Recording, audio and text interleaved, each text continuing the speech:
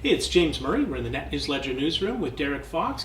Derek is running for one of the positions as Deputy Grand Chief for Nishnwabe-Aski Nation. Derek, welcome to the studio.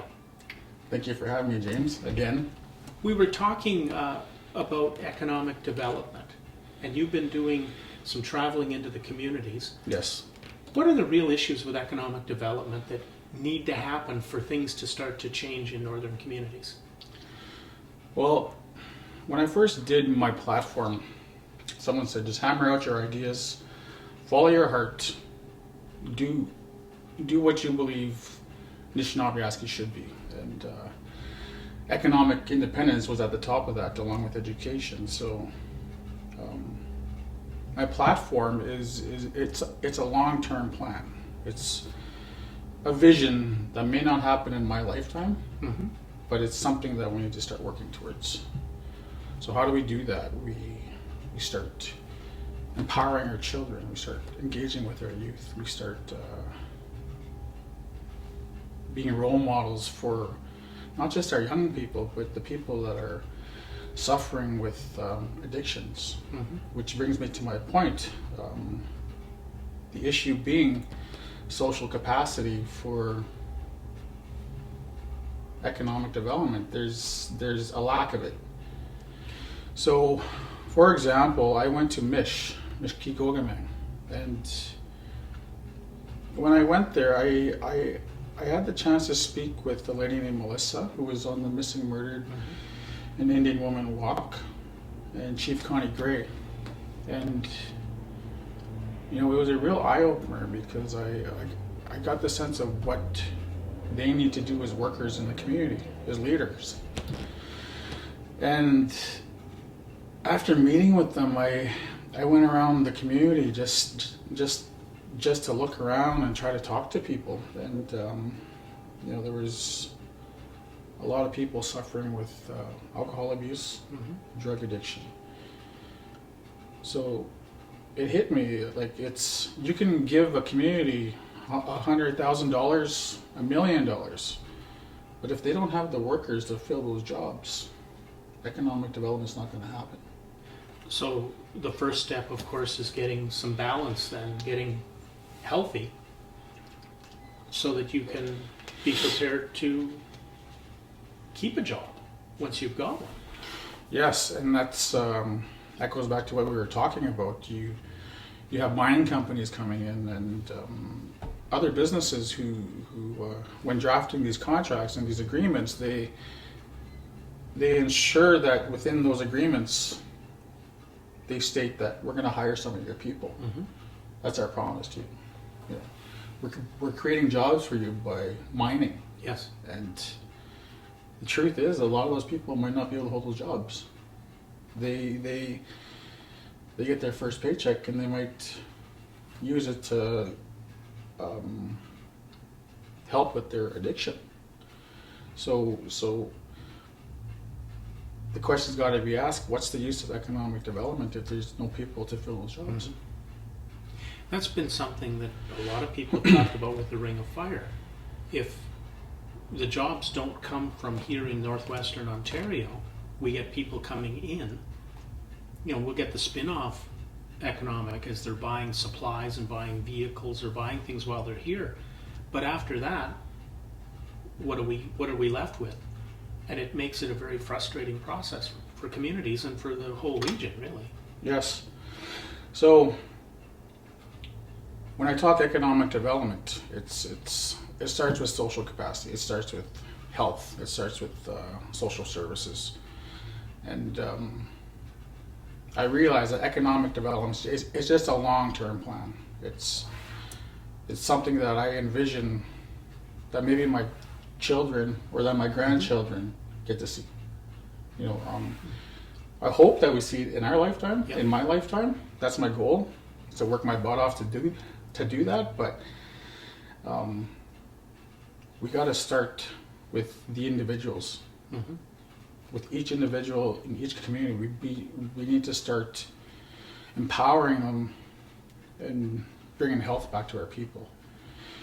So that goes back to my entire platform. It's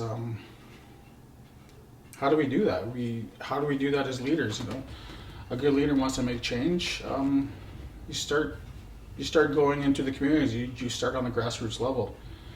You start making change with each individual, and at the same time, you advocate for their rights to have access to treatment, health services, social services.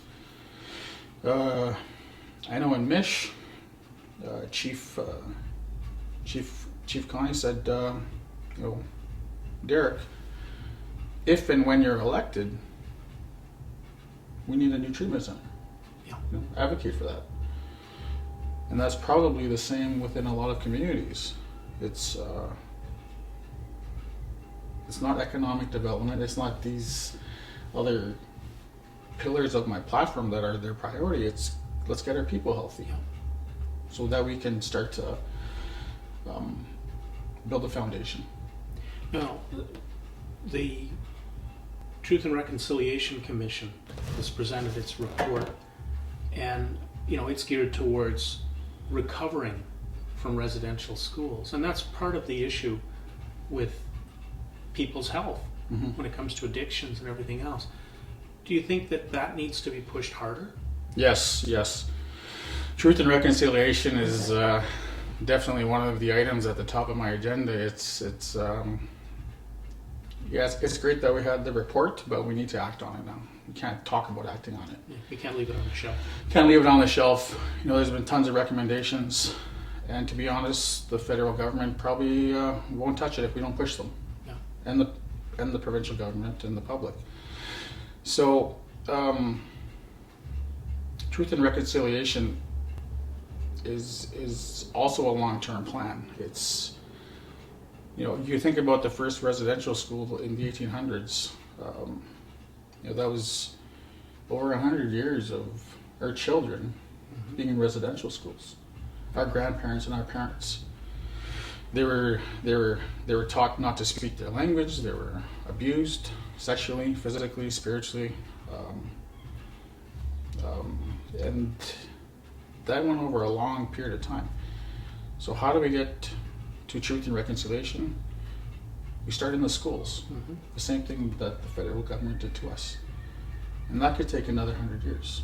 You know, that's why I say it might be not in my lifetime that I get to see the vision that I want for Nishnawbe-Aski, but in my lifetime, I want to start building that foundation so that my children, my grandchildren, could help implement that vision. Yeah. So truth and reconciliation, it's a long road, but we need to start working on it. And I may never see the end results of it in my lifetime, but we need to start today acting on it.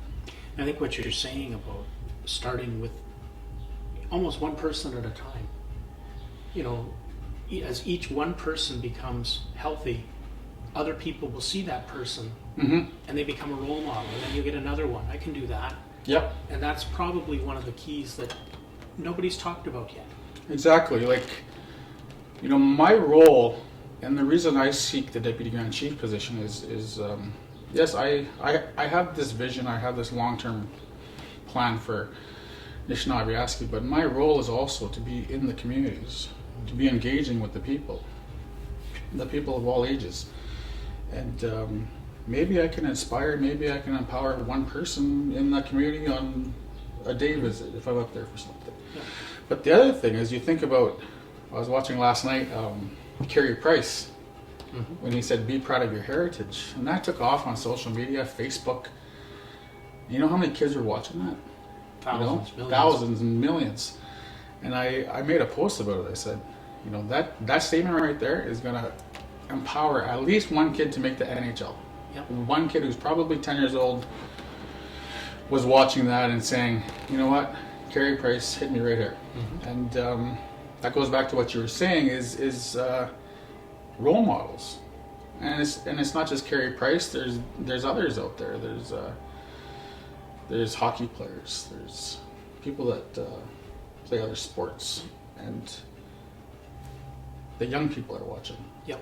You know, they're watching by what our role models are doing through their actions, not so much what they're saying.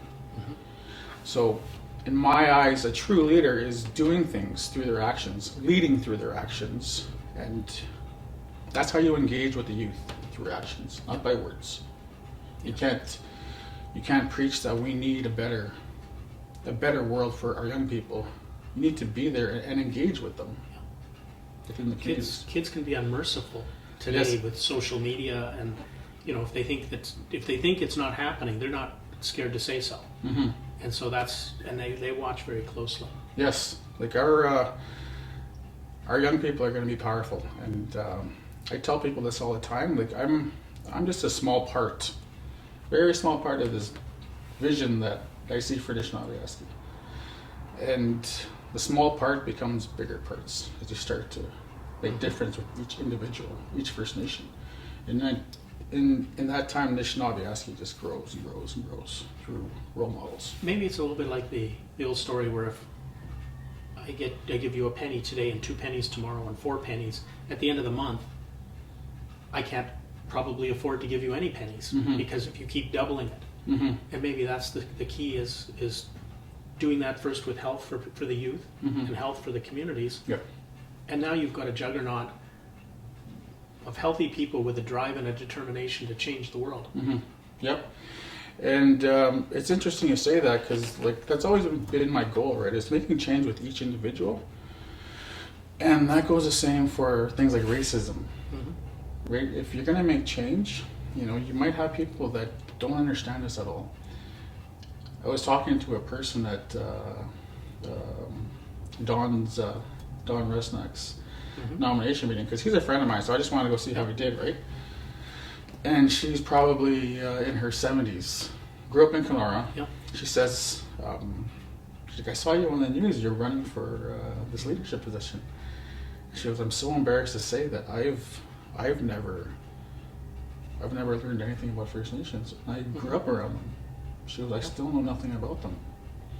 And she says, I need to be educated, and I'm in my 70s. Yeah. So that goes back to reaching out to individuals. Yes, there's probably individuals who are racist because they don't understand who we are. Yeah. So if you can talk to that person, if you can reach out to them, if you can work with them and so on, you're going to make change with one person at a time. And that goes for our First Nations people too. Make change one person at a time. I was in Mish, and I saw people on the roads there. Yeah. who didn't look healthy, right? So I tried to talk to them, and they basically told me to get lost. so it's like, okay, well, change isn't going to happen that quick, but it's something that I'm working on. It's an effort that I will pursue. Derek, thank you for coming in. Thank Jamie you. Witch. And James.